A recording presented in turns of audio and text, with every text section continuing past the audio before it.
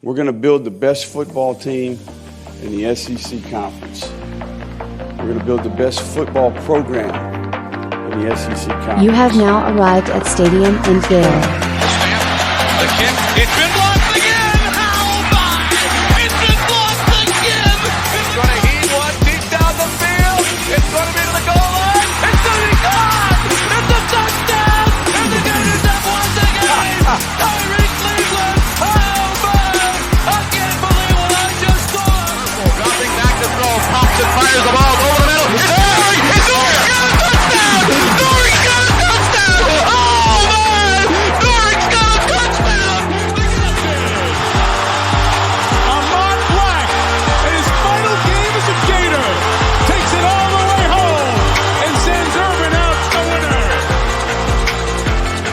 You have now arrived at Stadium in Gale.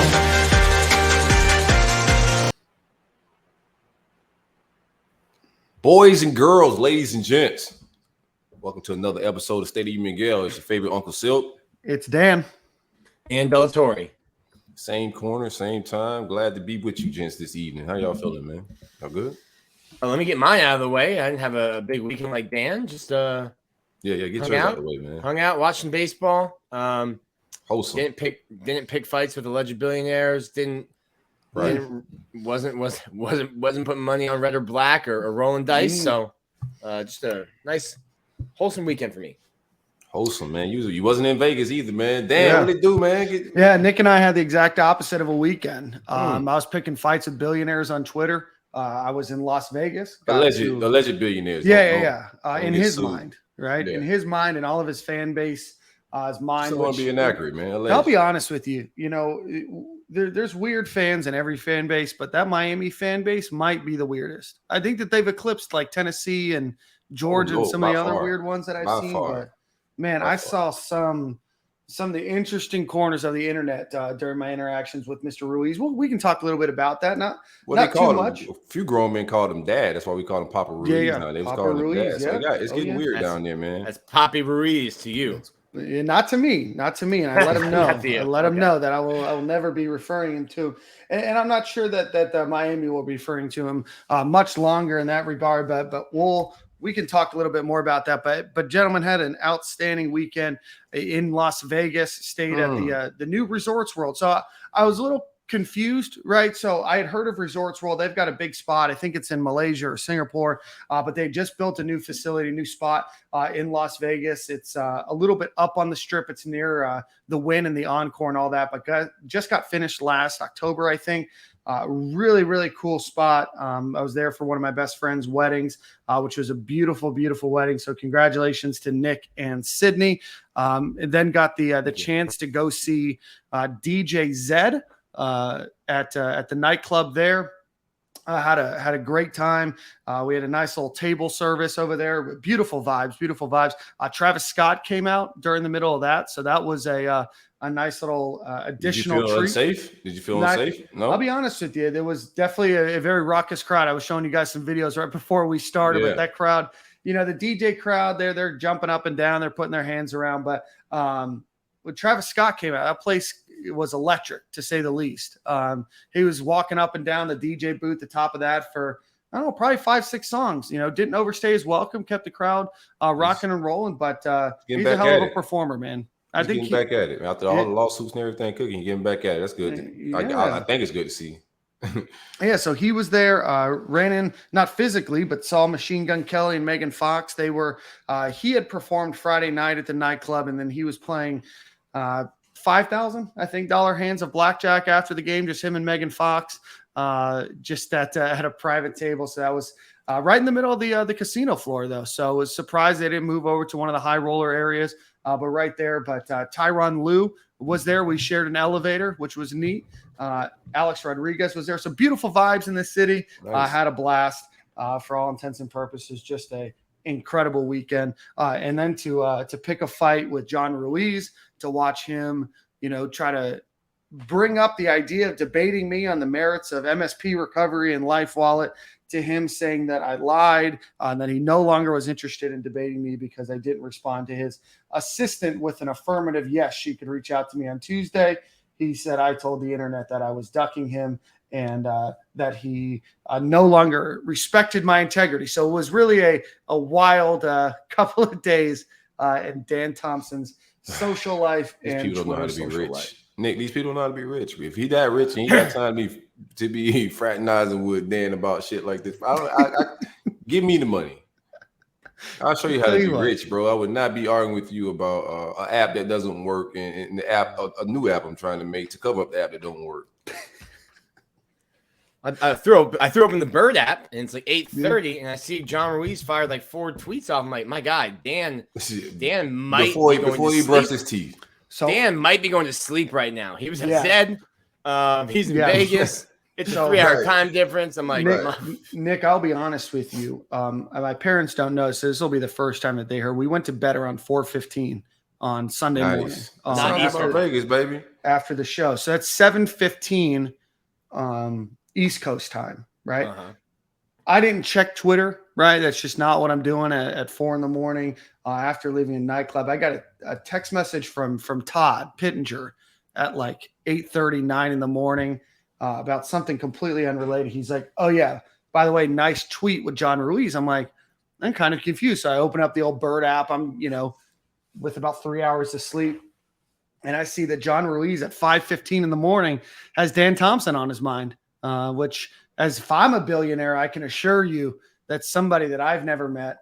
Your lives would be different. I'd be in Vegas. 300 miles away would not be the first thing. You'd be hearing about me and Machine Gun Kelly both at that table doing $5,000 hands. That's what the story would have been. It would have been two different stories. I must have struck a nerve because he has an app with no downloads. He's got some real issues with this SPAC valuation. And he's got 2 big days till some other financial information is released by the SEC. So we're going to be waiting on pins and needles, but I think we got him We've got him worried. We've got him nervous, Corey.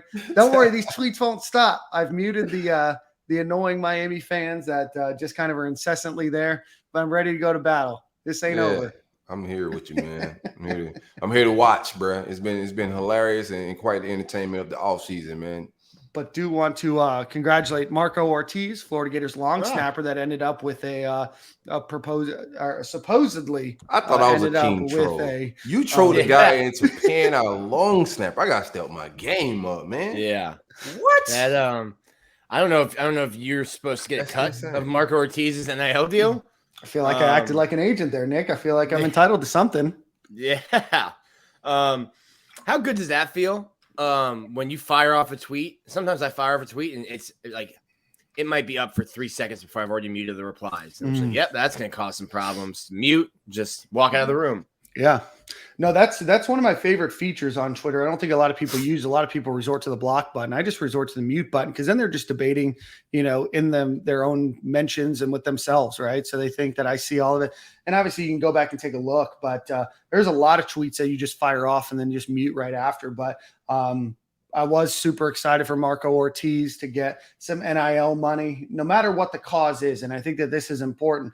No matter who's paying you, as long as it's legal, go get your bag, whoever it's from, as long as it's a company that you feel is ethical and everything else, go get your bag. So I'm glad that Marco Ortiz is going to have some additional spending money in his pocket. You're right. Long snappers aren't usually the ones getting the NIL deal. So congratulations to Marco Ortiz. And I don't know what game, John Ruiz is trying to play by giving Florida Gator players money to stay at their school. But, if he's wanting to part with his money frivolously, then part with your money frivolously. I don't know what point he was trying to prove, but John Ruiz, you did not prove it. Congratulations. Played yourself. You didn't prove anything. Speaking of point to prove, is MGK playing $5,000 hands in the middle of the casino? Like that's on purpose. Like you could go anywhere you want. You can be in the high roller room. They can give you a whole different room. They want it to be seen. For sure. I have no doubt about it. He was at a table as just the two of them with security flanking them. Sure. They did allow people to watch. So certainly there's a, desire for people to know that you're there. Right. I mean, you're a Machine Gun Kelly. It's 2 a.m, right? You're whatever Eminem didn't murder, just hanging out. And I can assure you that there are very private places to be at that hotel or any hotel. you chose to be right in the middle of the floor. So yeah, they probably wanted to be seen. But heck, you're an entertainer, right? Word up. Probably like the attention. So That was like a great weekend, man. So how was your weekend? Oh man, I just did some yoga and kush. That's it, man. Okay. Nothing exciting, bro. Just meditated. That's it. Went to the ocean a few times. Nothing big, nothing major. Work, man. That's about it, man. Nothing exciting, man. I can't one up that, bro. I gotta Yeah. I gotta get a few more bags, and I could probably, you know what I'm saying, have weekends like damn. Right now, I can't have those weekends, but soon come. Yeah. It seems like there's a lot of good stuff. Just from talking to you before the show, coming with the Kush House, the Roll Up Network. Stay tuned for some updates there. But got a lot of exciting stuff happening. But let's get on to the podcast. We are welcoming Florida Gators pitcher Nick Pogue to the show a little bit later. But before we do that, we do want to give a shout out to our title sponsor, Alan Horn, also former Florida Gator baseball player.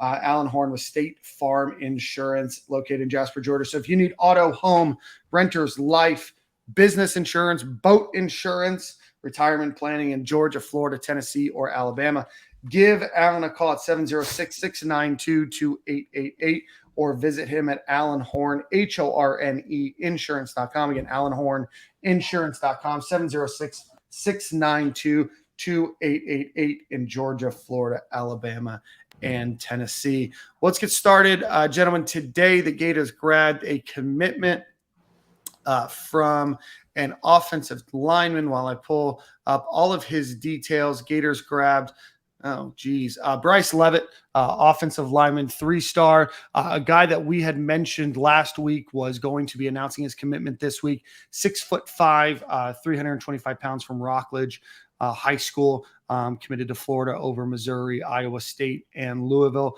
Has visited the University of Florida multiple times. This was not a surprise. He is the Gators' 5th commitment into this class. Nick, I want to get your thoughts on the Gators' new addition of Bryce Lovett.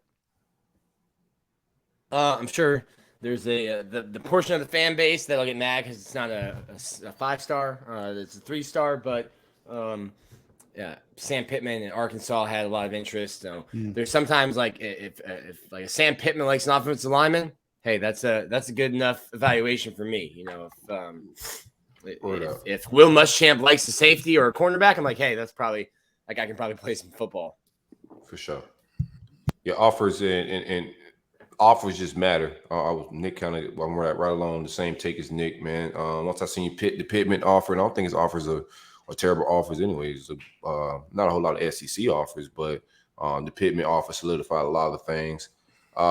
Guys, we just need big guys that can move like he moved. I like his film. I don't think it's anything great, but I think it's good, and I see the potential in it. And like you said, Pittman, it's a Pittman take. If it's a Pittman take, I'm fine with it.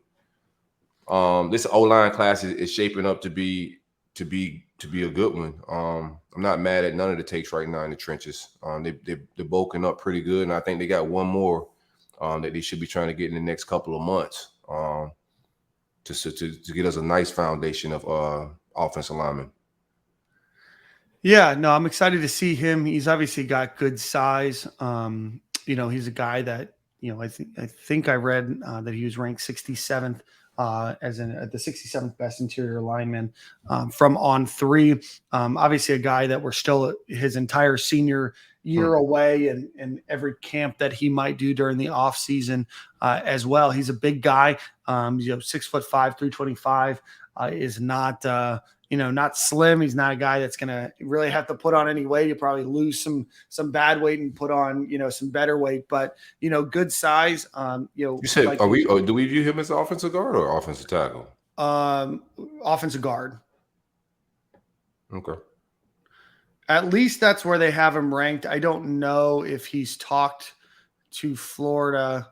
I guess it probably just depends. I read an article from somewhere else that said offensive tackle, so I was just curious.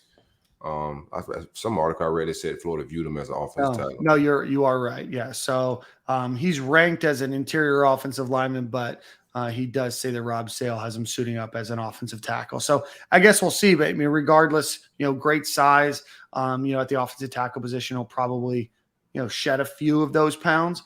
I know that there's a little bit concern about technique I think that's something that you're going to see with a lot of guys, especially at your not huge high schools, where they can, body a lot of people to the ground. 6'5", 330. I think he's huge. Yeah. So I think that would be, I don't know, bro. Like guard would be hard for him to be pulling and whatnot. That's why immediately when I seen the size, I thought tackle as well. Nick, remember when Trenton Brown got here? Right. And they tried to put him at guard. I'm like, he is right. It's too big. Correct. I'm like that. I don't think that's like Treon's his quarterback. Treon can't see. Treon's looking at the back, the bottom of his numbers. He can't play guard. Yeah. So go ahead. With 6'5", 330, like that's like I said. I think I said last week. Like these guys, Stapleton and Sale, they got a type. If you're going to play offensive line for them, you're going to be a large human being. I prefer the bigger guy. I don't like having to bulk the guys up. Like right. It just takes, to me, it's just a process, man. I like what we had to do with Ethan White and the guys that we've gotten in the past have to lose weight. I prefer that over having to bulk up a basketball player to offensive tackle. Getting the Xavier Nixon, who's like 6'6", 245. Right. And by the time he's good, he's going to the pros, right? And it's like, we got one good year out of these guys, and then they're going off to the league. I feel like we did that. DJ Humphries. 3 or 4 years. Yeah. Humphries did the same thing. Like all those guys were slim tackles that came in real lean. And by the time they got good, we got one good year out of them. And then they go into the pros to be first round draft pick. And we all confused why they went first round. Like, what? And then they go on to be all pros and everything else. Give me the big guys like this. We got some opportunities at some higher ranked offensive linemen. We'll take our shot and we'll see how they continue to recruit. There's some good buzz out there on the trail, liking what I'm hearing. We just got to get to these decision dates. What else we got? Here's reference for that. So DJ Humphries, his high school profile, 6'5", 265. It's like 100 pounds off. So this kid is what, 70 pounds heavier? Jeez. Yeah. That's crazy. That's like Megan Fox. He's a whole Megan Fox heavier. That's why, and I'm pretty sure like that smaller size is why DJ Humphries had better technique and all that, because he's lighter, he's better athlete, playing different sports. So of course he was a better they projected him higher because of his ceiling and his capabilities once he put the size on and whatnot. But we deep diving way too much into that weight at this point. No, we'll see. I mean, obviously we've got a whole year before the gentleman enrolls at the University of Florida. In some other news, we'll obviously talk a lot more about the current team, but Dan Mullen is going to be heading back to the high school ranks. So I know with 100 Sanford, the Georgia Bulldogs podcast, Graham Coffey, who is one of the hosts there, had announced that Dan Mullen was going to be taking a role with, let me just make sure that I get this right, Lake Oconee Academy in Greene County, Georgia. That got refuted by a lot of people. A lot of people started dunking on him for being wrong and saying Dan Mullen would not be going back to the high school ranks. Well, it comes out today that the school confirmed to the Lake Oconee News that Dan Mullen will be a contributing resource to the Lake Oconee Academy football program. How much of a contributing resource do you all think that Dan Mullen will be? And what are your thoughts? Do they need Darth Vader masks and whatnot?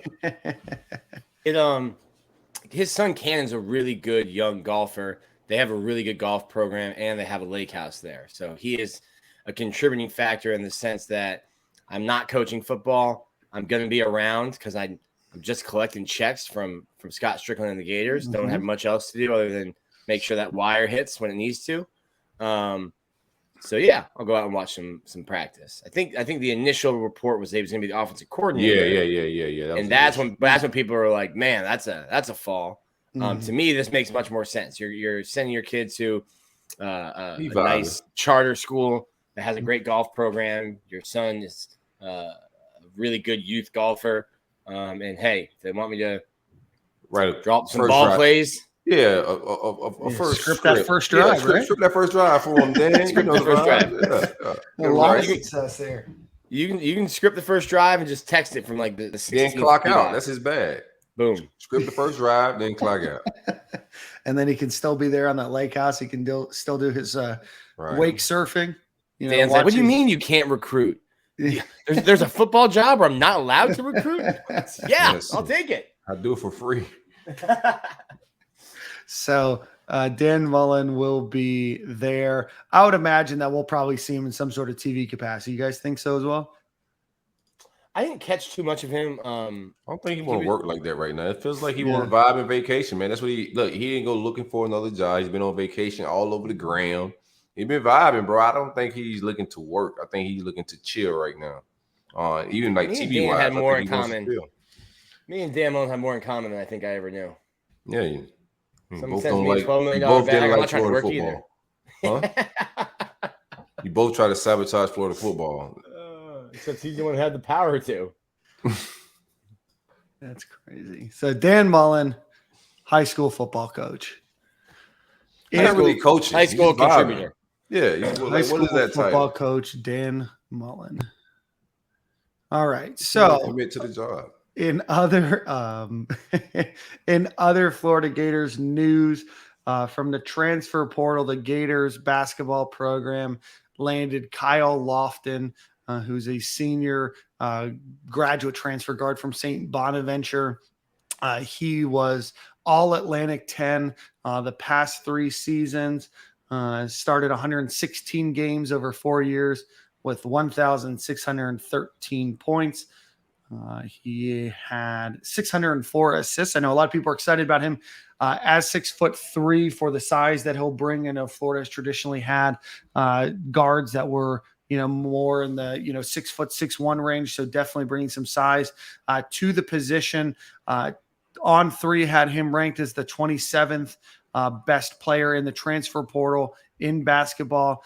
So that's a great get. And I believe the 4th of the Todd Golden era, which, he had the responsibility of rebuilding and re-architecting an entire team. And it looks like he's done so. So Nick, any thoughts on the transfer? I don't know too much about him. Zach was doing that while I was doing basketball or baseball. But I think I was talking to somebody about it, and we talk about the transfer portal and everything it's done in football. But when you think about like roster sizes in basketball, I think you're getting to the point where like you might have it's starting to look like professional teams. Like you're getting 7 new guys on a 15-man, 14-man roster, 7 new guys a year. But I think it gives an opportunity for first-year coaches like a Todd Golden to come in and say, hey, totally revamp, wash, start clean, and build a whole new roster. Where in the past, it might take you 3 years to kind of get your guys in. Silk, any additional thoughts? I was looking at that pitch. No, I'm good. All right. In other news, I guess just to finish that up, the addition of Kyle Lofton at number 27 adds to Will Richard, who was the 33rd ranked. He transferred from Belmont. So Gators grabbed 2 of the top 33 transfers under Todd Golden's first year. So welcome to Gainesville, Kyle Lofton. I know a lot of people are very high on him. Todd Golden cooking, man. Shout out to Todd Golden, man. You can recruit, bro. We'll see if you can coach a little bit, but right now you're doing what you got to do on the trail, man. Get some talent in here. Give us an opportunity to get to the tournament. I like it. And if you listen to Stadium and Gale long enough, you might be hearing his voice in the not too distant future. Just a little tease. Oh, he's really starting off on a good note. Then he's gonna be all right if he come on here. Hey, he's not going to be subject to the Stadium and Gale curse. You don't come on the show, you don't last very long. Let's see. In other news, this story came out and kind of hit the Twitter webs last week. Zach Albaverdi wrote an article on it, but in Pensacola last week, Billy Napier announced that the Florida Gators will be wearing black uniforms. It's something that we talked about. It's starting in 2023, and this is going to impact those that are on the line or in the line of duty. Pardon me. So Billy Napier said, "We've got people in this country that go to work every day, and their life's on the line, and I've got tremendous respect for that. Pardon me. We are going to doing the 2023 season, this will be a bit of a tradition. We'll do it one time a year. It will be the last home game, and it will always be around Veterans Day, that part of the year for military appreciation. We're going to do it as a deliberate opportunity to educate the players and really make a big deal about the branches of our military. Sorry, I can't read today. We're going to take these black jerseys every year, and we're going to auction some of those off. We're going to take that money. We're going to give it to families of people in the military that were wounded or maybe had some type of setback. So Gators are finally bringing in the black uniforms. I know it's something that Dan Mullen talked about, never any details really after that first Gator stop that he had back in, I believe, 2018, where he said that. But the Gators will be bringing on black uniforms soon. And that they did that same thing at UL as well. They wore black uniforms and then auctioned them off and donated the proceeds as well. So cool thing. That's a black and white issue. It seems like with Gator fans, like there's no Gator fan that's like, oh yeah, I guess that'll be okay. You've got like the section of the fan base that hates it, and then everyone else that loves it. I think you might even get some of those, people that hate it over on your side just because of the cause you're adding to it. Mm-hmm. I'm curious to see. I know that there's been a lot of designs of what a Gators black jersey might look like. I hope it incorporates a little bit more blue than orange, but I like the black mock-ups that I've seen on the internet where it's not the Marco one is the one that I like. Right. Okay. Right. Yeah. That's the one that I like. Yeah. I think that one's clean. Got a whole nother year if we wait for it. Some people gonna like it, some people gonna hate it. That's just what it is, man. Not a big deal. Don't lose no sleep about it. But I'm excited to see the black jerseys, man. It's gonna look sweet. What do you think those swamp greens would have fetched at an auction house? Hopefully less than the black jerseys. Hopefully they was on the same boat that with the shark and McElwain and all them, and he just fell off the side of that boat. Those jerseys. Just fell off. We will definitely see a lot about liking those, man. I'm embarrassed about lying about liking those ugly jerseys. You said you liked them in real time? Yeah, for like 2 days, and I was just like, all right, yeah, I lied. I think it was just too much. I think in a vacuum, like the helmet, jersey, pant, shoe combo, like was just way too much, right? I think that you could have been maybe a little bit more subdued with that, but that's definitely not the look that I think that they expected when Nike came out with those. I do see that they have a surplus of helmets and merchandise. When Billy Napier was in town a few weeks ago, they had an auction, silent auction that you could participate in, and I think they were auctioning off 3 or 4 of those helmets. So I don't know, trying to get rid of them, I guess. Surplus. All right. So in other news, actually, let's give a quick shout out to our friends over with Home Field Apparel. Go visit them at homefieldapparel.com. Use promo code STADIUM. Get 15% off of your order. A lot of new things coming down the pipe here in the not too distant future, not only for the University of Florida, but a number of other schools. I think they're in the 40s or 50s for schools. So whether it's for yourself, maybe you're an alma mater, is in Florida and you want to check to see what else they may have. Maybe you have a family friend member, give them a try at homefieldapparel.com, promo code STADIUM. All right. In other news, the Gators announced today that they will be bringing on a new women's soccer coach, Samantha Bohan, I believe is probably what we're going to ride with until we're told differently on a last name. She's going to be the 3rd coach at the University of Florida women's soccer program. She spent the last 15 years with Embry-Riddle. So Florida's had a bad couple of years. Ever since Becky Burley left, they did move on from their coach a few weeks ago, and Bohan is going to be coming to the University of Florida, where she helped them transition from NAIA to Division II. She went 167, 76, and 16 during her time with, I believe it's the Eagles down there in Daytona Beach. Yeah. And it was, you pronounced it correctly, Bohan, according to the press release. How about that? Look at me. Took me about a year to learn Princely Uman Milan's name, but we got this one on the first shot. I'm to be honest with you, I have no thoughts. Welcome her to the University of Florida. I don't follow a ton of women's soccer, and I certainly don't follow at the Division II level. A name that I hadn't heard of when I had read some folks write up a list, but also I am in no way capable or able of giving an accurate opinion on which coach will or will not be successful at the University of Florida. So welcome to Gator Nation. Already. So you have any thoughts on women's soccer program head coaching searches? No, I just started following soccer myself, man. My son just started playing, so I'm gonna relax on soccer takes, man. Great sport. Perfect. Let's see what else we have in the world of Gators sports.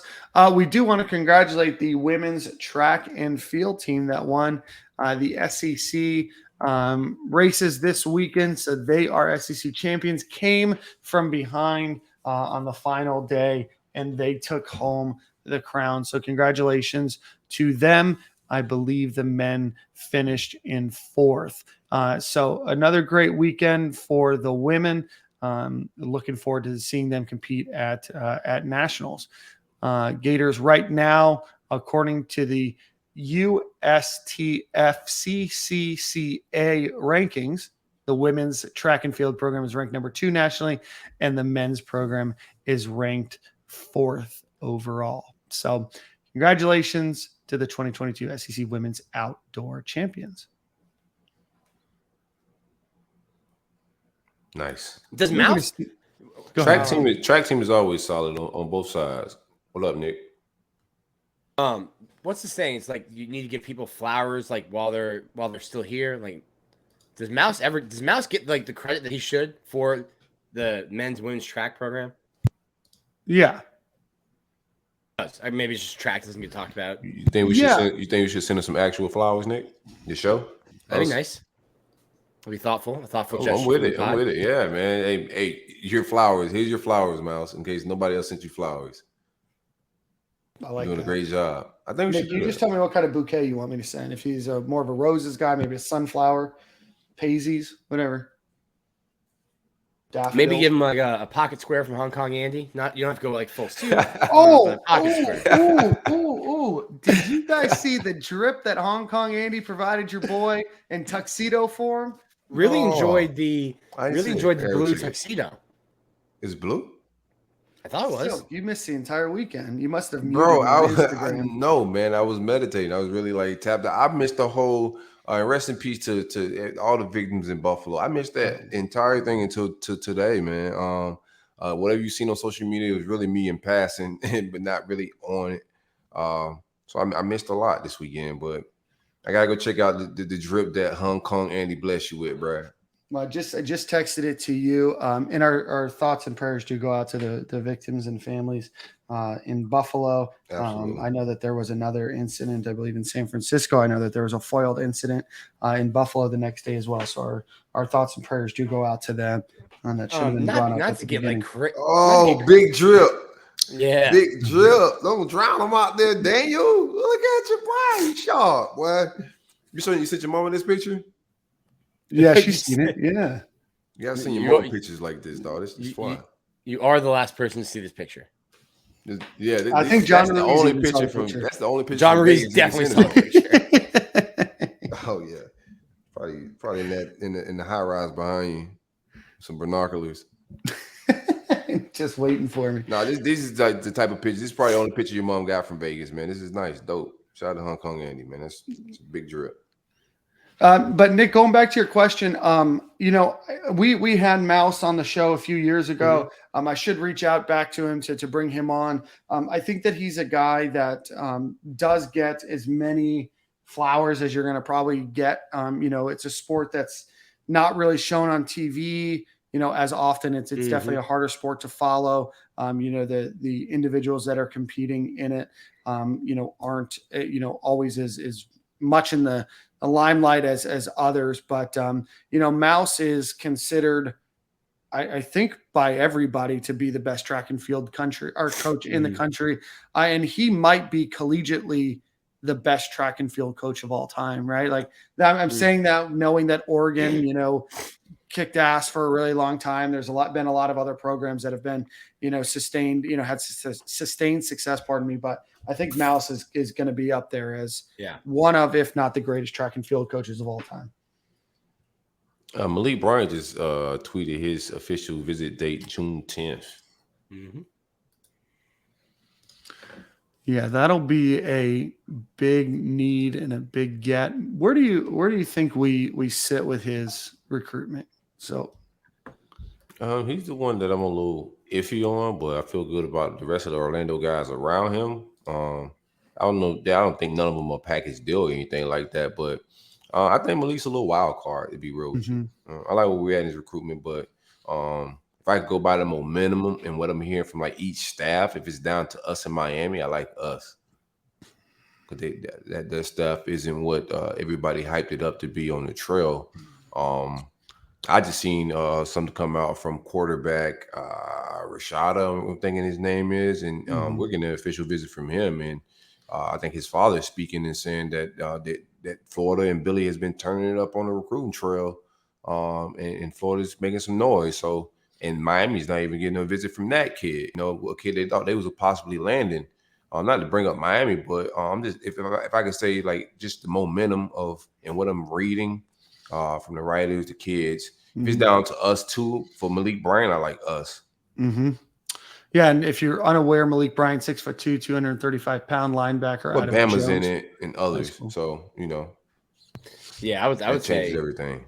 I would us say and Bama. Yeah, I would say it's Florida, Bama, Georgia, with Miami being the right. the hat that gets put on the table just to balance out the table. Is Georgia in it? I mean, I'm Papa probably pay him to put it on the table or something. Poppy Ortiz, listen, I'm gonna put the hat on the table for you. I think Georgia was in there. I think Malik Bryant, if I'm not mixing him up with someone else, had a really good relationship with Katie Turner. Because I was trying to write a story, and I remember that first that first big recruiting weekend. Asked a bunch of the guys, "Hey, what about Katie and Bree?" And a lot of the guys hadn't had many interactions with him, but Malik Bryant was one that did because he had that relationship with her previously from taking visits to Georgia. Yep. So I think he's going to continue to announce his official visits. I think he was one of the guys that's going to commit at the end of July. So June 10th for Malik Bryant, ranked the 35th. If I had to pick somebody right now, I go Bama for Malik just to keep it a buck. If I had to go somebody right now, like today, keeping it a bean, keeping it 100. Underline. Looking for what you were dropping emojis. Yeah, looking for what you were talking about. Selk here in a second. I'll try to find it. I do want to talk about recruiting as a whole. I mean, I think we've talked about this subject pretty ad nauseum now, but it does seem like Florida is still struggling to find their quarterback of this class. Another guy, Eli Holstein, that Florida offered and was really looking at, is starting to get some real momentum towards Alabama. I know that there's a lot of discussions about Arch Manning, still looking at Florida, also looking at Texas and obviously Georgia and a few other schools as well as the 5-star. But Florida definitely is in a position where they desperately need a quarterback, and there just don't seem to be a ton of options right now. Yeah, I mean, we go back. How long ago was it when we were like Chris Vizzini? Is that how you say it? Yeah, he committed to Clemson. Vizzani committed to Clemson. We were talking like, well, do you slow play him and get and wait for Arch? And I think it would be concerning. I'm not one that gets overly concerned about recruiting, but I think you need to get a quarterback. Like dominoes already starting to fall. I don't think Florida's in a great spot for Eli Holstein. And I don't know, where do you turn to next? Yeah, I don't know. I know is it Emory Williams? Is that the individual out of The Panhandle, correct? the Panhandle? Yeah, I know that he's a guy that Miami's very high on. I think he's Emory a 2-star. Williams. Yeah, that sounds right. Yeah, that's it. That's it. Yeah, okay. So Emory Williams out of the Panhandle. I know that he's a 2-star guy, but he got offered by Miami. He's starting to get looks at by a number of Power 5 schools.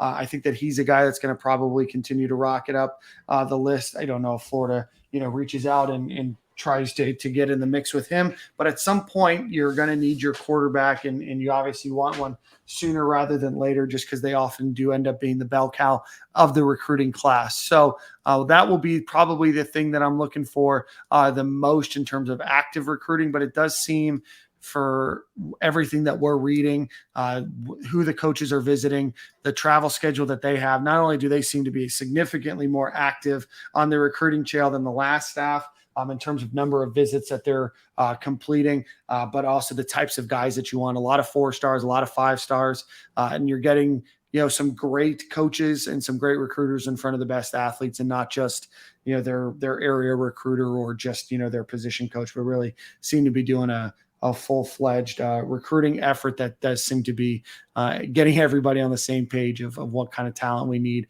in Gainesville to compete for another national championship. Yeah, I like that we just coming up in like the conversation with Rashada. I don't know where we at, man. If we could land him, that would be a huge get. But that one came out of left field for me. One of the guys at 247 wrote it, but it was he said they plan to do an official visit to Texas A&M, Florida, and LSU, and possibly an unofficial visit to Florida as well. I think they spit Brian O'Hara is the name that was brought up. And it pretty much his dad saying that Florida's coming along strong lately, and they're gonna be coming to visit Gainesville. So that's good information. And they haven't offered the kid out of the Panhandle that you were just speaking of, Emory Williams, or the Stokes kid out of Jacksonville yet, which I think is still right now a positive sign in my mind. I don't know how well they can read a room, what I'm saying, as far as like reading the vibes of these quarterbacks, but it appears on paper that they're getting good feedbacks from the kids that are on their board right now. If they haven't offered any kids on the board, any new offers, no new offers went out on the board yet. Yeah, and just to catch everybody up, Jalen Rashada out of Pittsburgh, California, 6'4", 185 pounds, ranked as a top 5 quarterback prospect in the country. Looking at Ole Miss, Cal Berkeley, LSU, Miami, Oregon, a number of other schools. So definitely a guy that you want, and if you can get him on campus, then that's the first step towards securing a commitment. So the sooner the better. But obviously a guy that is continuing to build a relationship with the University of Florida and Billy Napier, knows Kenny Dillingham, who's Oregon's offensive coordinators, known him for a while, and has known Dan Lanning, so up in Oregon. So they're definitely a school to watch out for. But Florida has a need, and Florida is absolutely going to be big game hunting for this recruit for this class. So getting a guy like Jalen Rashada on campus would be big for the University of Florida. I mean, the elephant in the room is all as well, because he's a name that has come up in some crazy NIL numbers. That's just the elephant in the room. So we want these high profile and these blue chip quarterbacks, but we also got to be mindful that some business got to go down and also land these guys. If you just do quick Google searches of Rashada's name and NIL, you'll see some of the numbers that are already coming up and the talks he's already having in the recruiting and NIL market itself. So that's just a thing to be mindful of when recruiting quarterbacks. It's a premium position. Those blue chip quarterbacks are just premium guys. They can ask for a different type of want, type of check, and that's just what the game is now.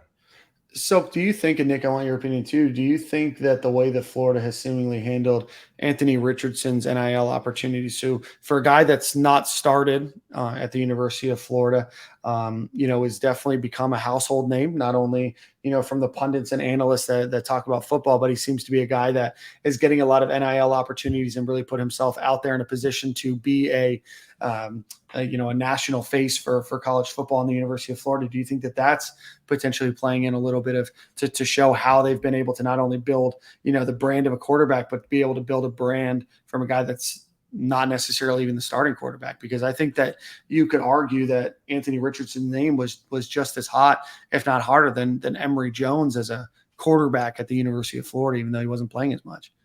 Yeah, no doubt. I mean, the brand itself. I mean, being the University of Florida quarterback, it ain't hard to like sell what that has been historically. You know what I'm saying? I'm pretty sure like the average kid know exactly. That's why I don't know how we're not like how Art's bored, but I'm pretty sure he recognized with like just being the quarterback at University of Florida what it is. We got 3 statues out front. I also think this the Rashada kid, another take, this Rashada kid probably fits the offense better than most of the offers I've seen out as far as run RPO. If AR is the guy, I like how sexy it look with AR running RPO. After that, the rest of the roster, I'm just like, I don't know. And the rest of what I seen us go out there in the recruiting, I'm just like, I don't know if they could run RPO, but I think he could run RPO. So I like that offer. We'll see what we get at in his recruitment. But I like it. Like where we at right now. I didn't think we was in for this kid like that. Yeah, we weren't. We had a top 10 in April. Florida was not listed. So in 5 weeks, Florida has put themselves in a position to get a visit cross country. I like it. All right. I think that just about wraps up current Florida Gators news. In other news, Josh Hammond. Oh, go ahead, Nick. I'll be in Fort Lauderdale this weekend. Billy's talking to the Fort Lauderdale Gator Club, so I'll be down there. Silk, get you a press pass. Want to drive down to Fort Lauderdale? Fort Lauderdale's right down the street, man. Let's do it. Easy drive. Easy drive. Where you going again? Where you say you going? I ain't hear what you say. You know I was lying.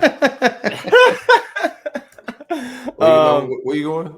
Billy Napier is talking to the Fort Lauderdale Gator Club. So I'll be down in Fort Lauderdale Wednesday night. I think it's this Wednesday? 6? This Wednesday. Mm-hmm. If you're serious, I'll pull up. I don't know if I'm driving. So I got to cover Florida State baseball Tuesday night. Driving down early Wednesday morning to get to Fort Lauderdale, cover that event that night, and then leaving Fort Lauderdale early Thursday morning to get back to town for Florida and South Carolina, last 3 games of the season. Drive more than me, boy. That's a glamorous life. Getting home to no loving, too. That's crazy. Empty home. That's nuts, man. Where's he speaking at, Nick? I should know that. I don't. Okay, you're good. I can pull it up. I'll be there in 48 hours, and I don't know where I'll be. You gonna paint the town red in Las Olas after? Or? I'm sure he's gonna be at an exquisite establishment. I shouldn't. I just gave you the rundown of what the schedule looks like, and it doesn't seem like there's, Las Olas time, but there could always be some Las Olas time carved out. Yeah, it sounds like you just need to prioritize your schedule a little bit better. To be honest with you, Las Olas don't even sound fun right now, bro. Does not sound fun? Nah, man. On a Wednesday night, Las Olas? Las Olas is not fun. I guess it is a Wednesday. It's a Wednesday, bro. Las Olas.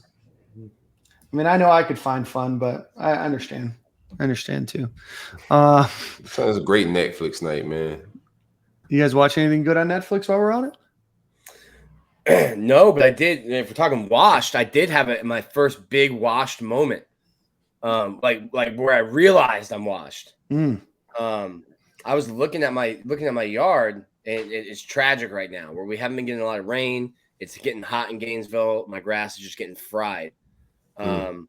And all of a sudden I hear thunder, and my first thought was, good, the grass needs some more. The grass needs some water. And I immediately was like, oh no. Why was that my first thought? Nick, you had a panic attack. Yeah. I'm going crazy in the house by myself, Silk. Yeah, bro. You ain't even got nobody to tell that to. Like, you just said that to yourself, and that's why I hit you. Like, I'm talking to myself. I'm like, good. Myself about rain and the dry grass, bro. This is not turn like... over. Look at the dogs. I'm like, hey guys, that water is gonna be good for the grass. They're like, hey man, just put more food in the bowl and shut up.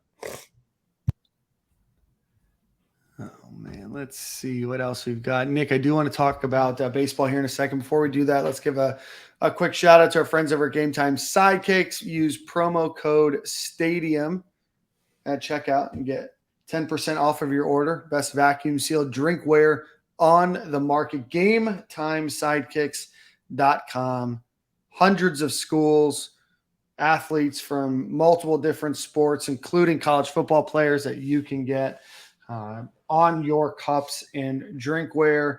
Promo code STADIUM at checkout. Host GameTimeSidekicks.com. Got to start looking at the marquee when I'm talking GameTimeSidekicks.com. Nick, talk to us a little bit about baseball this weekend. The Gators beat Missouri and clinch a spot in the SEC tournament. Yeah, so I think Friday night was a huge night for Florida.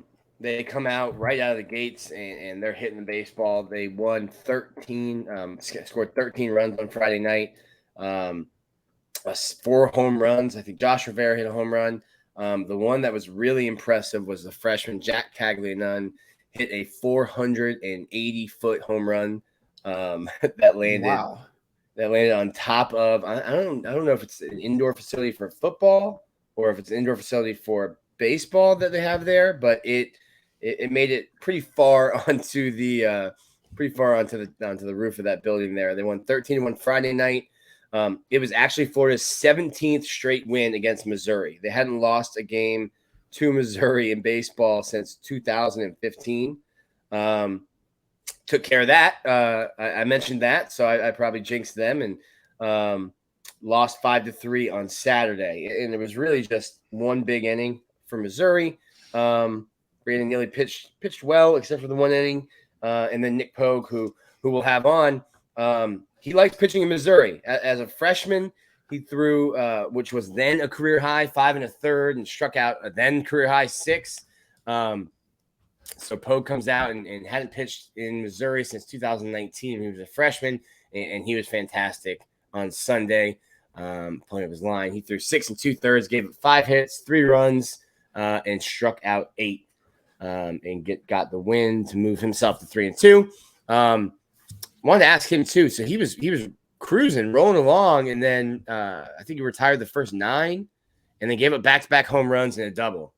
And I think Florida was down at that point, and Florida is 0-18 when trailing after 5. So now they're down in the 4th, and I'm thinking, well, here we go again. But they come through. Josh Rivera hits a big home run, and Florida gets the win on Sunday. Big for them. So that moves them to 13-14 in the SEC, and that's the number I told you guys, a couple weeks ago. Hey, you got to get to 13 SEC wins. So I think Florida right now at 32-19, 13-14. Has done enough to get into like don't get swept by South Carolina. Don't push it. Don't get swept by South Carolina and lose your first game in the SC tournament. But I think Florida's resume with their RPI, their strength of schedule, and they're playing well now. I don't know how much the committee, they talk about that in basketball a lot. How much the committee considers what are you doing right now? How are you playing currently? But they're definitely starting to hit their stride and they're playing their best baseball right now. So I think Florida's now done enough, to make the tournament. So where is Florida? Obviously, things have seemingly gotten better, at least from a wins perspective. I know you said that Florida was in the toughest part of its schedule during that break where they were really struggling. It seems like pitching's getting a little bit better. It seems like bats are coming alive a bit more. It seems like we're scoring more runs. But, where are some areas of opportunity Florida still has that they can focus on over the next, you said 2 more weeks of regular season?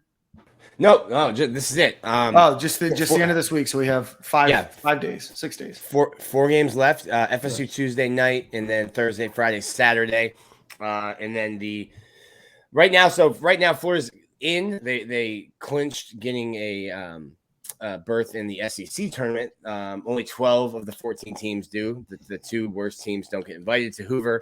So Florida's in, and now it's just about seeding. I'm not sure if they have a chance to get a bye or not. I'd have to dig into that. I'll dig into that this week probably. Areas of opportunity, like right now, Judge Fabian's he's had a rough couple of weekends.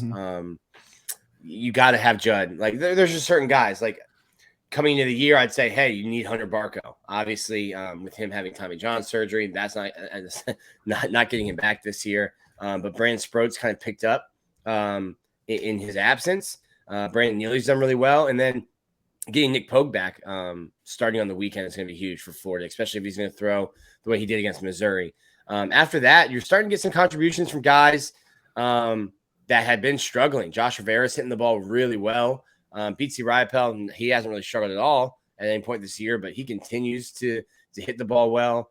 And Colby Halter, man, he started off the first 2-3 weeks of the season hitting the ball as well as anybody in college baseball, and then just kind of fell off the face of the earth. He's starting to get back. He puts together some big hits. He had a home run. He is another guy that's like, hey, if Florida's going to make a run, they need Colby Halter to hit. They need Judge Fabian to hit. And then you're getting some freshmen too, like Cagliari Nunn and Ty Evans. Ty Evans, tough weekend in Missouri, but he's a player that's going to be big for Florida in the future and is, certainly playing well for a freshman right now. Perfect. Well, we'll talk a little bit more baseball when Nick Pogue joins us. The women's softball team had the SEC tournament this weekend in Gainesville. They won their first 2 games. They beat the 12 seed Texas A&M 4-1. Then they beat the number 4 seed Kentucky 9-3, and then unfortunately fell to the number 1 seeded Arkansas Razorbacks 4-1.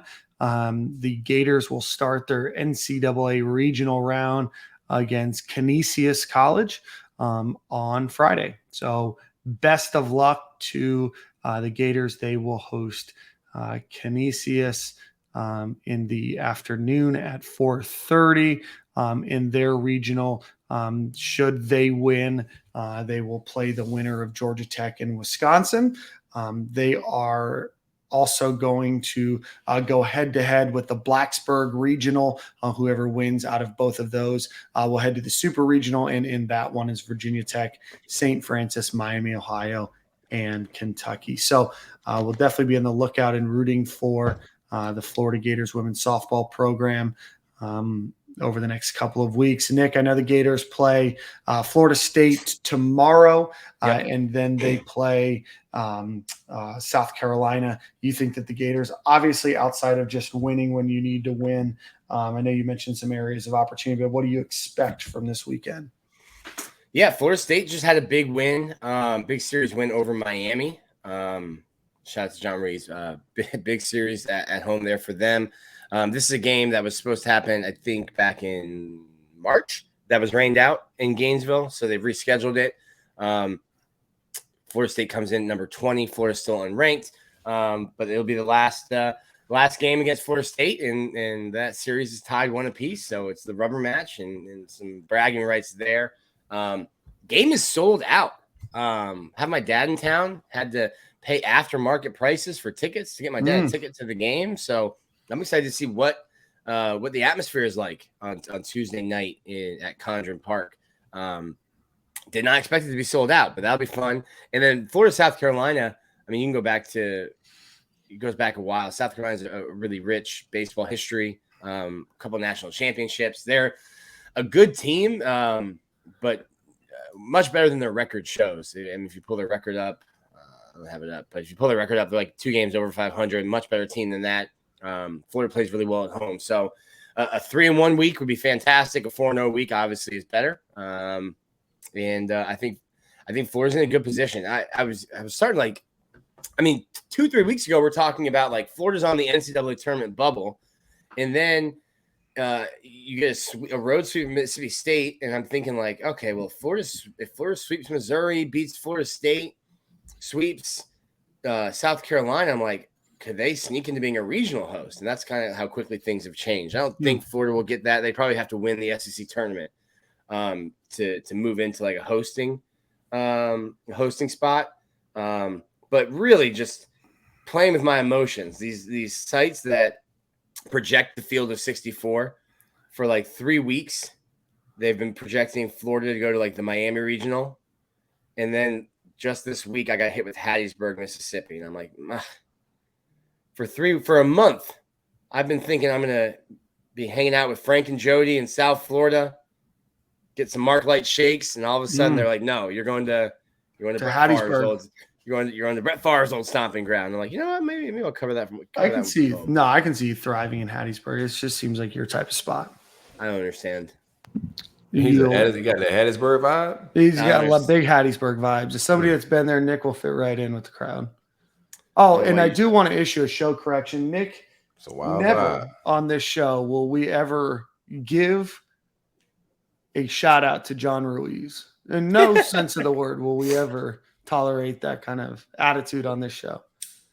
He has not earned it, and his business and SPAC dealings haven't earned it either. You tell me, y'all boys about to square up again in a couple of days. Then we'll see what's up, man. Wednesday will be fireworks. Can you give me? I don't know the stock market. Went right over my head. Perfect. You don't need to. Can you give me the elevator pitch version of what you were talking about with $1 billion warrants? Nick, we can do this offline. I don't want to for a couple of reasons. One, because I know that if I say something wrong, there will be 10,000 financial folks that listen to this podcast that will let me know that I misspoke on this particular word. I do want to let you know a couple of things. One, that the entire business is built on a very speculative revenue stream that's not yet been realized. I do know that there are SPAC dealings that were going to require them to or that were, put them on track to raise a percentage of money that would allow them to be valued at a certain amount. It took substantially longer than it was supposed to and didn't raise that amount. I also know that they issued warrants in order to protect those that do not collect on their reimbursement. So we can talk a little bit more about this online, Nick, but let's just say it's a bit of a paper tiger right now in terms of where MSP recovery might be in terms of their actual financials and what that valuation is. He hit it really hard when SPACs were really, really popular and had unbelievable valuations. The economy's changed quite drastically in the last year. And so maybe some of those numbers that get thrown around aren't quite, the numbers that they say they are. Life Wallet as a whole, however, if you have Apple Health on your iPhone, you have the version of Life Wallet that John Ruiz is trying to create. It also has no real users, no real revenue stream. And my reminder to you is if there is no revenue stream, that you, the user, and your data are the revenue stream. So just remember that as you send Mr. Ruiz and his company your social security number. He got a new operation going now. It's a sports. Don't know, it's revolutionary. Oh, yeah. Life Wallet Sports, right? Okay. Imagine having a health app and then saying, oh, by the way, we have a tangential business that focuses on NIL valuations, and that On3 and 247 and the rest of them have no idea what they're doing, right? But a guy that uses Nick, college football players to advertise for a healthcare app is certainly a if Life Wallet Sports give you a call and say, man, we got the bag for you. You bouncing from On3 to go for the life. Ruiz got that bag, bro. Listen, bro, I'm loyal to the bag. We'll have to talk as numbers. He should be. I'm loyal to the bag. Man, you better get some goddamn. I'm sorry. No, you better get some information, Nick. Yeah, my information is how many commas are in that salary. That's the information for 1 year. Yeah. Nick's going to get paid back for on the market 3 weeks. In 6 months. Hey, it's all about pay for play. It's all about pay for play. We're just waiting for that. Yeah, stay online after, and I can explain to you a little bit more. The Life Wallet Sports app. Yeah, shout out to that. Women's lacrosse, we're still waiting on Nick Pogue. Women's lacrosse did have a victory over Mercer. They had a win over Jacksonville in the NCAA lacrosse tournament, and they will head to the NCAA quarterfinal against number 2 Maryland. I believe the Gators played Maryland. Yep, they played Maryland earlier this year, lost 18-8. So we're hoping for a better showing from them. While looking at the schedule, I didn't know that the Gators lacrosse team played Scotland. They beat them 32-10. So a belated congratulations to them. The men's golf team is in the Palm Beach Regional. They currently rank 5th in that, just a couple strokes off the lead there. And I think that about does it. You know, we're trying to buy some time before Nick Pogue comes on the show. It's a good time to do I could do my Manscaped ad read too, right? You sure could do your Manscaped. It's killing time. I mean, shout out to great folks at manscaped.com. Be sure to use coupon code, promo code 20SG at checkout for 20% off and free shipping. The Lawnmower 4.0 is season for it, baby. If you ain't using it now, you are living life in a ratchet manner. It's hot out. Like summer's here. Ball deodorant, Lawnmower 4.0 season. We got some fresh new underwear coming from Manscaped on the way. Shout out to that. I ripped my last pair, man. I was moving some furniture at the Cush house.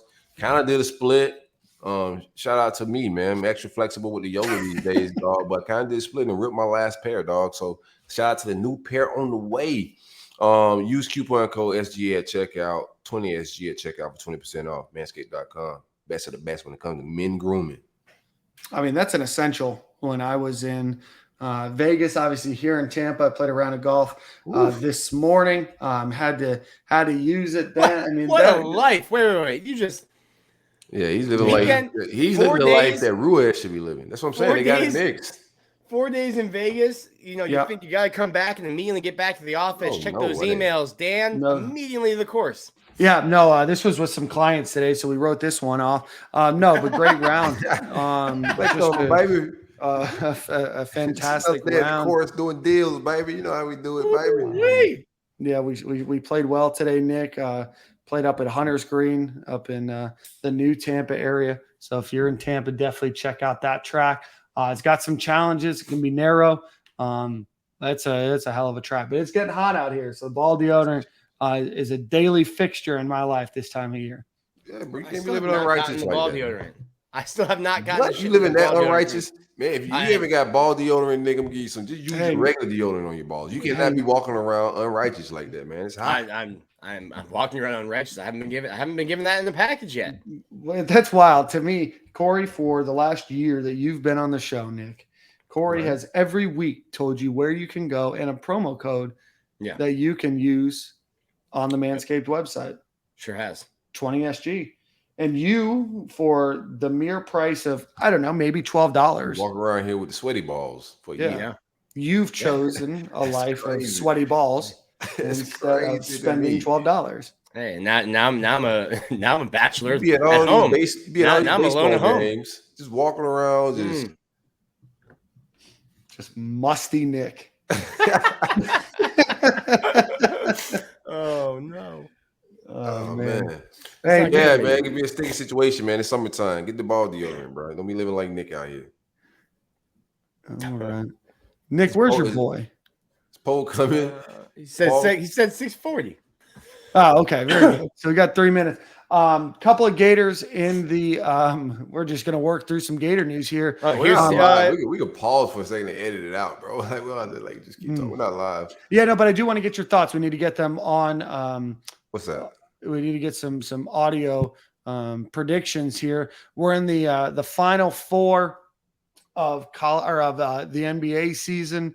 Al Horford and his Celtics team, Dorian Finney-Smith's team, both made it. Former Gators, Udonis Haslam's Miami Heat and Nick and I's Miami Heat, and Chris Chioza's Golden State Warriors are the final four teams in the NBA playoffs. So another year where former Florida Gator is going to win an NBA title. Nick, I know what you and I are going to pick, but that Heat Celtics series, who do you have winning that game? Heat in 3, baby. Heat in 3. Heat in 3. Love it. America's team. So, what are your thoughts? Bro, this man said Heat in 3. How's Magic doing? Give me Boston. Magic. Why are you bringing Magic on this show, bro?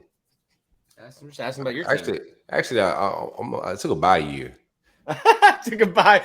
My fandom took a bye year. Yeah, I didn't have time to really cheer, and I know I couldn't cheer my team to the wins that they really need, man. So I was a Laker fan, but I couldn't really cheer for Bron like he really needed my support. Right. So they had a down year.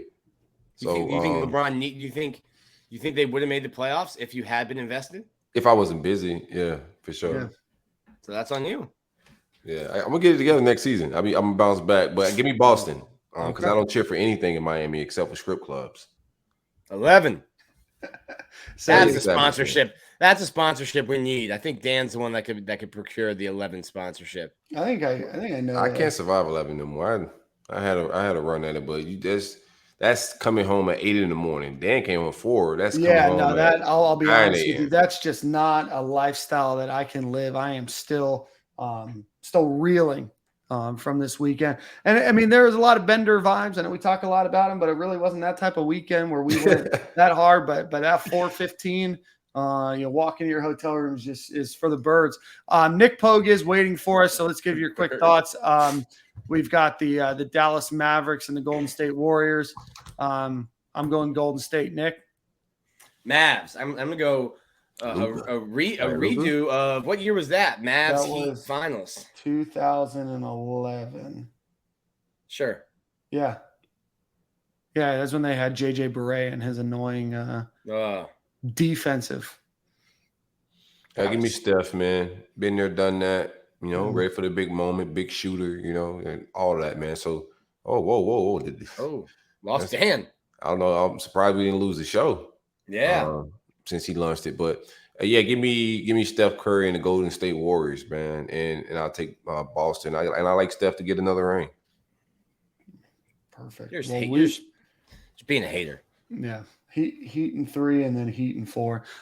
We do have Nick Pogue waiting. Before we do that, let's give a shout out to our friends over at Alumni Hall. Go to alumnihall.com. Use promo code 20SG, SG20 at checkout. You'll get 20% off of your order from now until June 15th. Maybe you want a Gators baseball shirt. Maybe you want a women's track and field SEC championship, whatever it might be. Go visit home field. Go visit alumnihall.com. Use promo code SG20. Nick, I thought you was Malcolm X for a second, boy. Welcoming Nick Pogue. I like your glasses, man. I'm clean, bro. Nick, first off, how's your head? Did you get your glove on the ball? Yeah. Okay. Thankfully, got most of my glove. Kind of just stunned me more than anything. It's very, very blessed that I was able to get that glove on it for sure. I sent the video to Silk, and we were trying to talk to him. He checked out of the show watching it. I was trying to see if it connected or not. I couldn't tell, man. No. I kind of laid there for a second because it happened so quickly, and I wasn't able to really tell until like afterwards. My head felt fine after. It just kind of stunned in the moment. You're probably too young for this reference, but it's like Cool Runnings. It's like the Sanka, you dead, man? Yeah, that's I don't know that reference. Cool Runnings. Real quick story, man. Real quick. Do you see this scar right here? Yeah. I was pitching, man. I was 11 years old. Pitch a ball, came back, knocked me out, man. Woke up in the hospital. Wow. I never pitched again, bro. I retired, dog. He could have been one of the greats. Yeah, I retired, not for that, man. He would have had a long MLB career. If not for that one pitch. No, I was not even a good pitcher. We were just blowing the team out, and I was begging to get on the mound. So my dad like, get out there, and I get smacked in the face with the ball. I'm like, it's like that. I'll teach you. Oh man, So Nick, we're recapping the series a little bit. I want to know, what is it that you like about that turf mound so much? Back in 2019, freshman year, you had a great outing there, and then another one on Sunday night. Yeah, I was kind of wondering the same thing. Me and my coaches were talking about that. I don't really know what it is up there that I pitched so well at, but I think it was just a very big start for me getting the rubber match on Sunday, getting the ball for that. I just try to give my team the best chance to win on Sunday. I'm competing with the best stuff that I had that day, and the results kind of take care of themselves. So, where is we were talking about? I think it was before Mississippi State. I said Gators need to get to like 13 wins in SEC play to like make the NCAA tournament, and that's not even a conversation we're used to having talking about Florida baseball. But where's the team at now, kind of confidence-wise? Obviously, it was a rough stretch with Vandy and Arkansas and Tennessee. But getting a sweep at Missouri, getting 3 straight SEC wins, where's the team's vibe right now? We're all very confident. I think we were very confident even after that tough stretch because we know what we can do. We just weren't playing our best baseball as a team. I think that sweep at Mississippi State kind of got us going. And then obviously this past weekend at Missouri was a big confidence booster. It was a tough series, but it was a good series to win.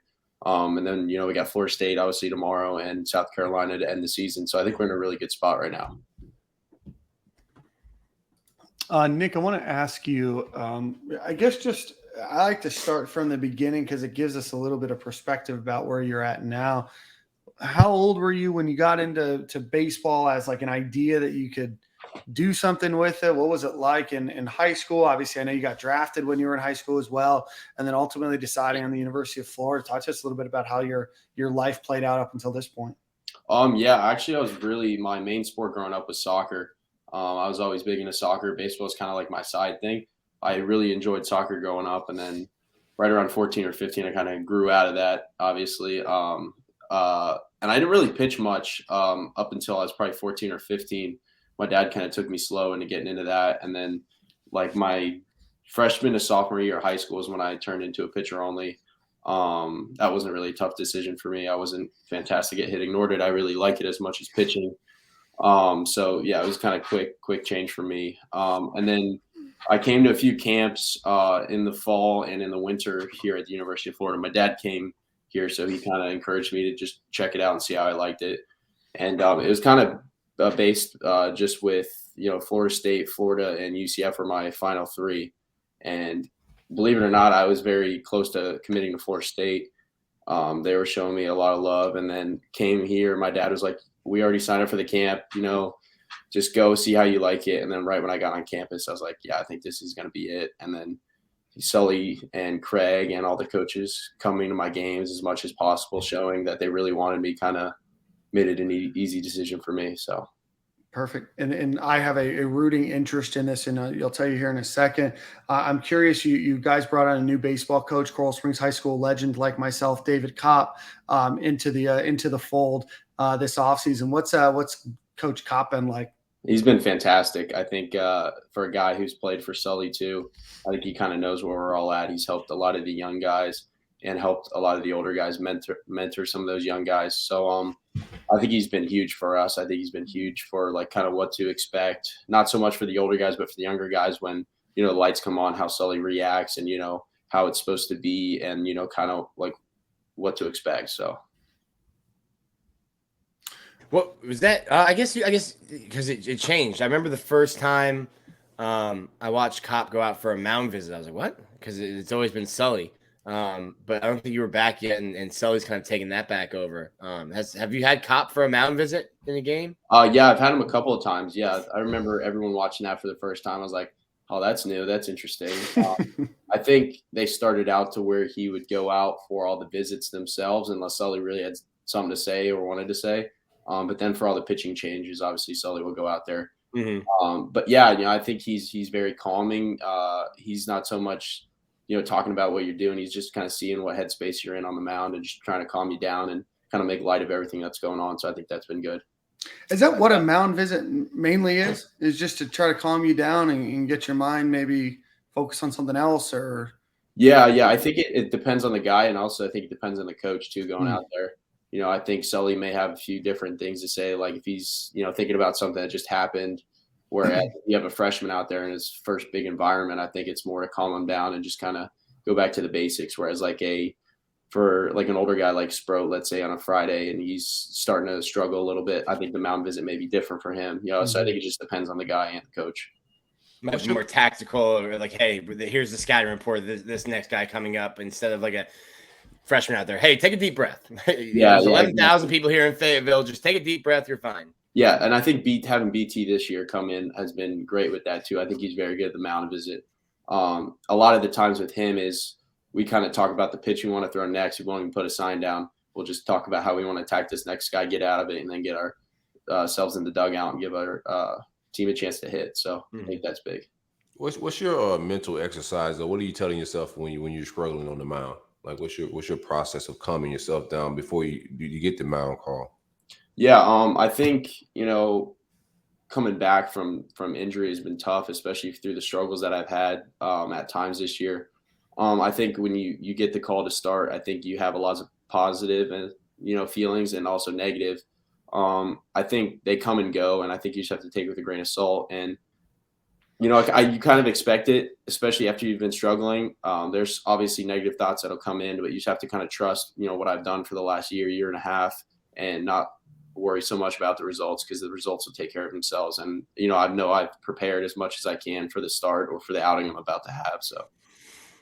Yeah, let's so if you're a freshman year, you pitched well, especially pitched really well in SEC play, and obviously 2020 gets cut after 17 games. Nick was probably, I would say, from all the fall scrimmages I go to in 2021, was like right there with Tommy Mace, and I was like, either one of these guys could start on Friday. And then obviously you have the UCL injury and have to go through Tommy John. It's interesting because it's, I guess from the outside perspective, not having to have to go through the surgery, you're like, oh, it's common. Everyone gets Tommy John. It's a 12-month thing, and then you're back and you're fine. I'm guessing that's not like the first thought that you have when the doctor tells you that you have to do it. What was going through your mind, because it was so close to the season as well? Yeah, we kind of try to make it like a positive experience as possible. I think that was probably the best time for me to have it if I was going to. Makes me ready to pitch some this season. But, it happened so quickly, like a week and a half, 2 weeks before the season even started. Got the MRI, and like 3 or 4 days before the season started, I was having the surgery. So it just happened very quickly. And like you said, it's a lot of people think it's so common that they don't really understand the mental struggles you go through on a daily basis with the rehab and, some of the sleepless nights you get after surgery, because it's very uncomfortable to sleep. And I really thought that was going to be the toughest part. And the toughest part for me was coming back to the mound and trusting my stuff and being able to find my groove again, because it's so hard once you step on that mound in front of all those people. It's just a different feeling you can't replicate. So I don't want to plant like any negative thoughts, but when you're talking about that, are you like worrying about like the first time? A negative thought. Well, no. Like the first time you get back on the mound in inter squad, and like the first time you try to throw a slider, are you like worried like, oh, can I do this? Do you take something off of it? When do you finally get back to the point where you're just like, hey, I just need to throw my stuff? Yeah, I think I've gotten to that point. I think subconsciously your body still has, some reservations about it. Back a little bit.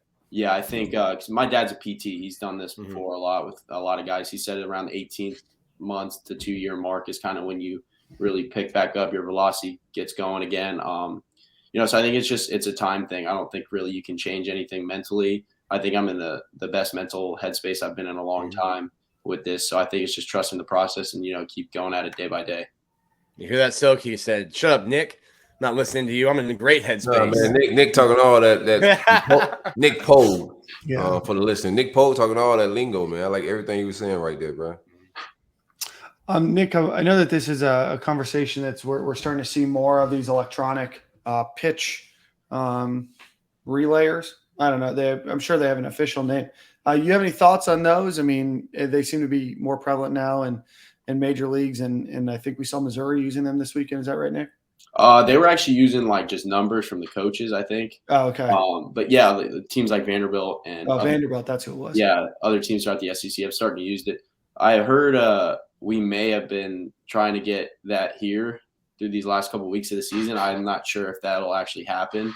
I wouldn't be surprised if they started using them next season. I mean, I don't like or dislike them. I think just, getting the signs from the catcher works perfectly fine. I think having multiple sign sets, doing like how it's always been done is a good way to do it. I think other teams have different philosophies, but that's their opinion about it. So I hate the pitchers with the wristbands. Yeah, everyone does, and it just looks so goofy. It's like you've got like a quarterback wristband on, and then you're staring at the dugout, then down at your wrist, and now you're pitching. It's like, give the catcher the pitch, let him relay it, and play baseball. Yeah, especially with what they teach here, quick pace in between pitches and getting down the mound quick. I think that just takes a lot of time in between pitches, whereas BT or Mac hears it from Sully, he gives a pitch, and we just go. You kind of keep it moving. What was you mentioned BT earlier? What was like him showing up? I gave him his props as the best walk-up song on the team, but he walks up to "Party in the USA" by Miley Cyrus. Yeah, he said he's had that all 4 years of college at Coastal, so he's definitely a fan favorite with that song. What was he like? Oh, sorry, go ahead, Sil. No, go finish that question. What was he like? Because he comes in smaller school, but an older guy, someone who has some experience. Does he fit right in? Does he kind of like get in where he could fit in? What was it like when he first got to campus? Yeah, me and him lived together this year, him and cool. Chris. So, I've gotten to see him on and off the field. But, I mean, on the field, he's great. He's a very outgoing person. You know, he's very excited, very positive attitude every single day, no matter what, you know, if we just lost the series, swept the series, it didn't matter. He showed up every day, the same BT. I think he's a great mentor for the young guys, getting them through tough innings. I think he's just a great presence on the field because you want your catcher to be your leader on the field. So I think he fills that role perfectly. Elaborate on that pacing in between pitches.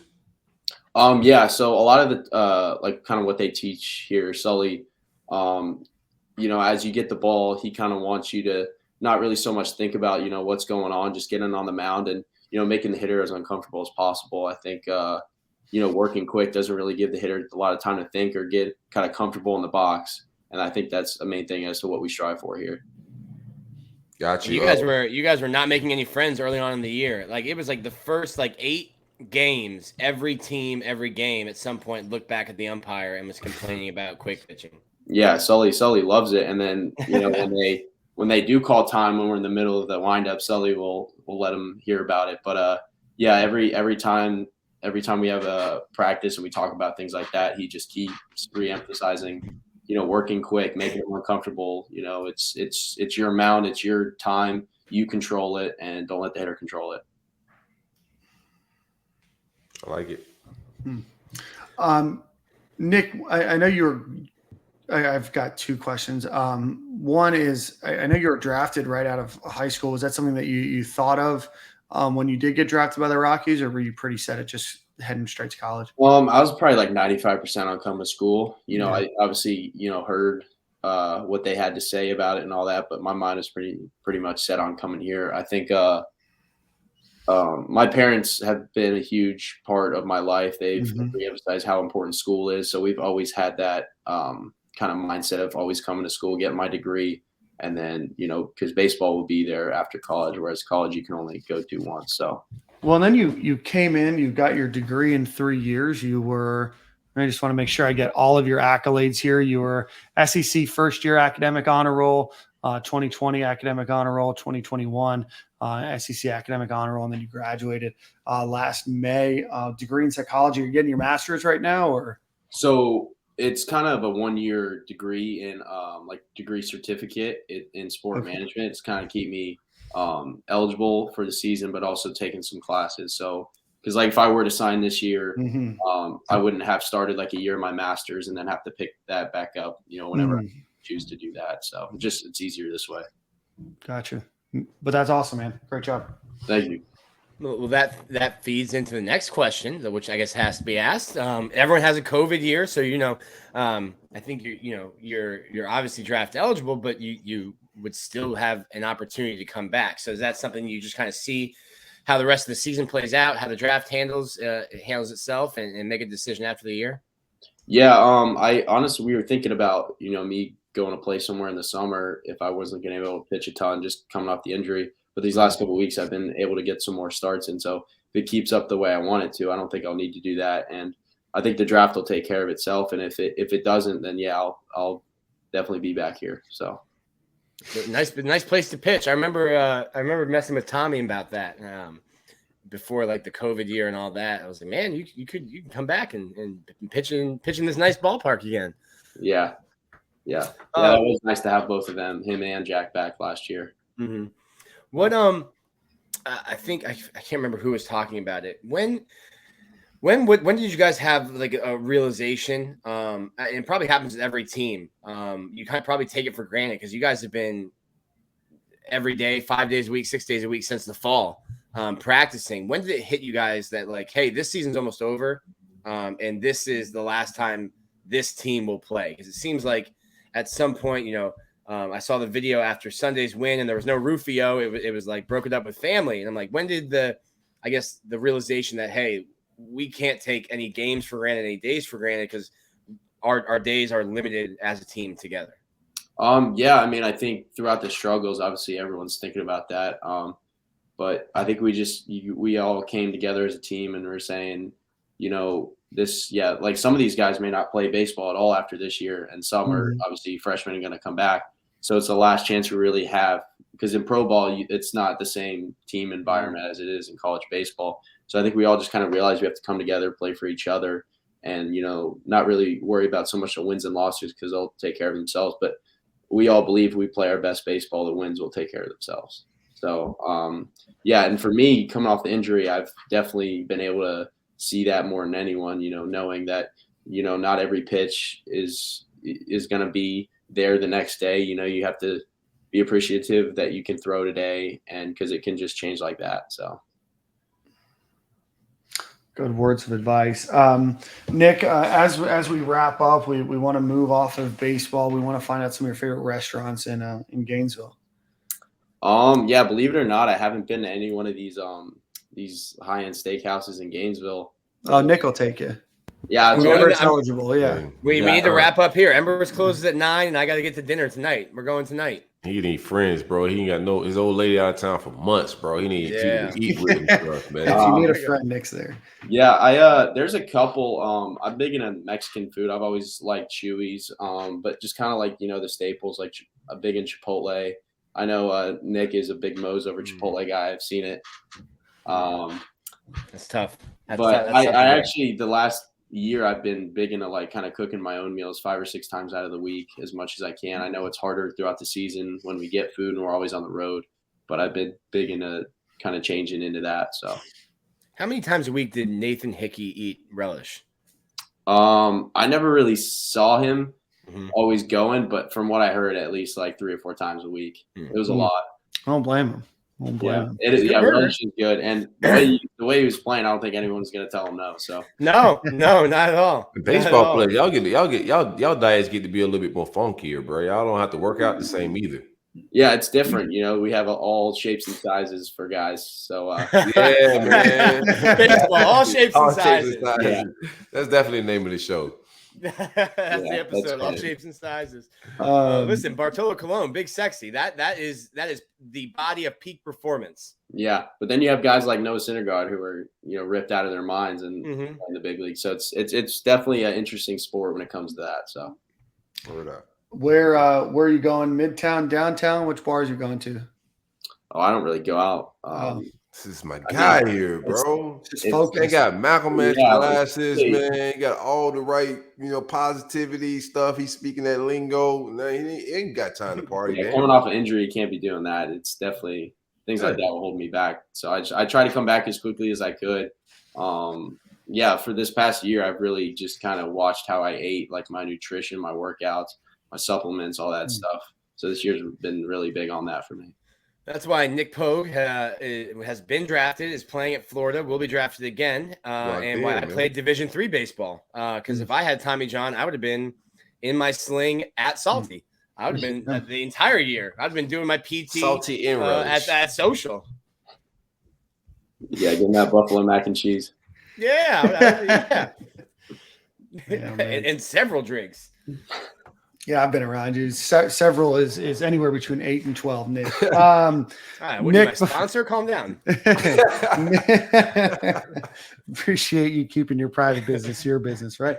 Nick, I'm not sure if you're big on social media, but let everybody know where they can follow you. Oh, wait, Corey, you're skipping Corey's question. Oh. Best hands on the team, Nick. Best hands on the team. Best hands on the team. I'd probably have to say Josh, being our shortstop or middle infielder. No, not those hands. You thought he was getting out of here easy. No. And old-fashioned fisticuffs. Oh. Yeah. Oh, I mean, I haven't seen many guys fight around here. I can tell you that. Baseball fights are more yelling and pushing. Yeah, they're all show. Who's the best trash talker on the team then? Ooh, best Josh trash is loud. talker. BT's good. BT, I wouldn't call him a trash talker. I think he stands up for our team as a whole. I think Tucker Talbot's a good trash talker though when it comes to just individual guys. But I think BT's a good kind of role model and sticking up for our team as a whole. I noticed it. So I'm at the games, but I noticed because I wasn't in Missouri. Ryan Slater looks a little bit like a psychopath on the mound. They zoomed in on him, and he was just like talking to himself, Really? like, almost like Max Scherzer, like grumbling angrily to himself on the mound. I'm like, okay, well, he's a super quiet kid off the field. So I mean, there's always guys like that who are way different on than they are off the field. That wouldn't surprise me though. Going back to David Kopp, he's kind of taught us a lot about the mental game, and I wouldn't be surprised if that's what he was doing. Looks like it. And BT reminds me of a miniature version of Sully. I got more questions, man. Both catchers, they're very similar. Yeah, very, very similar. Very, heart of a lion type of guy. Mm-hmm. Yeah, it's a good comp. Nick, what type of mental exercises you do, to stay tapped in as a pitcher? Because it's such a mind game. Yeah. This past year, I've actually worked with a mental performance coach. Just kind of honing those skills in because I think those are just as important as your skills on the field. So a lot of it is just kind of being where your feet are, not really worrying about the past or the future, just kind of worrying about the present moment. Copp's been big into that too. A lot of the stuff we've talked about relates to mental performance. I think one of the big ideas with us that we've been thinking about the last week or so is, for 200 feet in front of you. The analogy he used is if you're going to drive across the country in the middle of the night, you can get there, but you can only see 200 feet in front of you with your headlights. I think that's just kind of how we look at the season is, our 200 feet right now is Florida State. It's not South Carolina. And, as a pitcher, my 200 feet would be my first inning, getting those first three guys out. Even to get into more details, my first pitch, my first batter, working that guy, getting him out, and then worry about the next guy. So I think that's a big thing that I've been working on. Dope. Nick, you're on mute. Yeah. I don't know how much you guys get out. What's the best SEC town you visited? I would have to say Nashville, but that's a little biased because it's being Nashville. Yeah. I really enjoyed Athens when I passed my freshman year and then this year. So I've been there 2 years. I think probably that. You don't get to go to Athens, man. So that's good to hear. Yeah, Athens for sure. Football fans don't really. Never been to Athens. I've never been to Athens and Auburn. I've been everywhere else. And there ain't nothing in Auburn. There's Auburn High School, Auburn University, and that's it. Yeah, there was nothing in Starkville, that's for sure. No, there's nothing in Starkville. What year did we go there with Mullen? It was his first year, so that must have been 17. Yeah. My buddy who covered Mississippi State, he goes, "Oh yeah, we got a Burger King last year." And I'm like, "What do you mean you got a Burger King?" He's like, "Oh, it was the first one in Starkville." I was like, "Excuse me, the year 2018, 17 of our Lord, and you're just getting Burger King in Starkville?" I'm like, "What is happening?"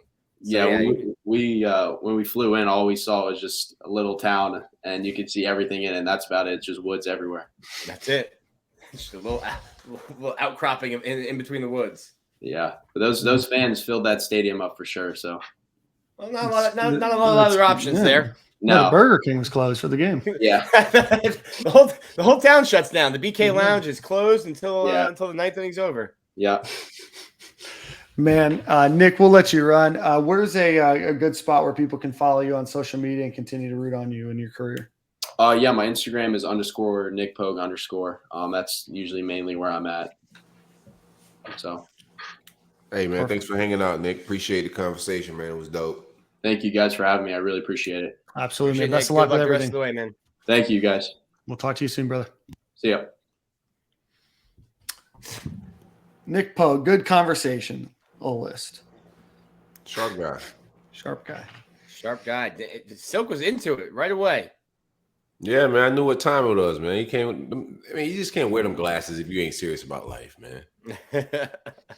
Trust anybody with them glasses on, man. I told you. No, I'm just playing. He's a sharp kid, though. I liked it, man. Dope conversation. Like his mindset. Nick, is there any prospectus out there about when he might be drafted, or? So it's interesting. So when your question, he was drafted 33rd round. He's a kid who, when he first showed up to Florida, he was throwing 93, 94. He's big. He's 6'5", 220, 30 pounds. He's a big guy. So his velocity, like he was just telling you, is not back to where it's at. So that was the interesting question to me was, okay, well, do you come back and bet on yourself again? or do you? He'll be drafted in the top 10 rounds, and then you just have to kind of figure out. Should I come back and get my velocity back to where it was? Because like Sunday when he's pitching, he was maybe topping out at 90. And so it's not back to where it was pre-surgery. So do you wait and prove it next year and try to go top 3 rounds? But typically guys who are, juniors, and like he said, he's already got his degree. If you get drafted in those first 10 rounds, you'll typically sign. Dope. Oh, root him on. Well, Nick, I think you have the song of the week. If I'm not mistaken. A lot of new music out. A lot of new music. Oh man, that Kendrick's so cold, bro. I had a whole moment with that song before this. I had told Dan, give me a moment, man. Oh yeah, that's what we're doing. Oh let's man, go. that Kendrick album is different, man. I love it. What you got, Nick? What you like off of there? I'm gonna go. Since I'm going down to South Florida, I'm gonna go with Silent Hill. Shout out to Bill. Shout out to Kodak Black. Shout out to Kodak. Silent Hill, Kendrick Lamar, and Kodak. All ready, man. Same corner, same time, brethren. Same corner, same time. See you boys next week.